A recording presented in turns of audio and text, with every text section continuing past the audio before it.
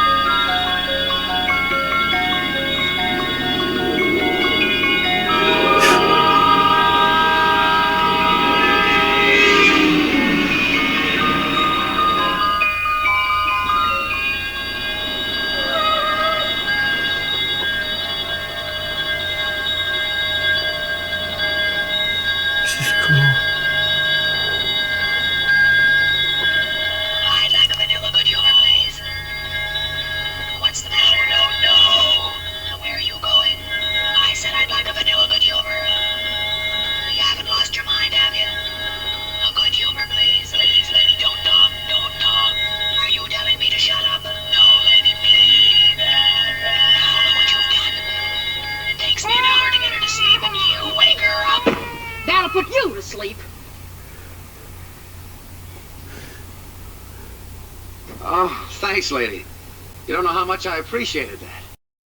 The Good Humor Man was the ice cream kid's all-time favorite, but the Good Humor Man did have his competition, and his biggest nemesis was Frosty Maid. Frosty Maid would come twice a day, whereas the Good Humor Man would only come once a day. This caused quite a bit of controversy between the Good Humor Man and the Frosty Maid Man, where even at some point in time it erupted into verbal arguments where the police were called. A bad day for Frosty Maid. Maybe this is why they were always hiring new drivers. Another big competitor to the Good Humor Man was the Pied Piper Man. Pied Piper had many routes throughout North and South Jersey, but strangely, not in Clifton. In all my years and decades in Clifton, I had never seen a Pied Piper ice cream truck, yet they were very, very common in surrounding towns and cities in Bergen and Passaic County. Must have been one of those gentlemen's agreements. But to add to this strange twist of fate, in 1949, when Pied Piper Company was established, they were issued their very first 2 vending routes in Clifton. Yet they never really pursued any business in Clifton. Go figure.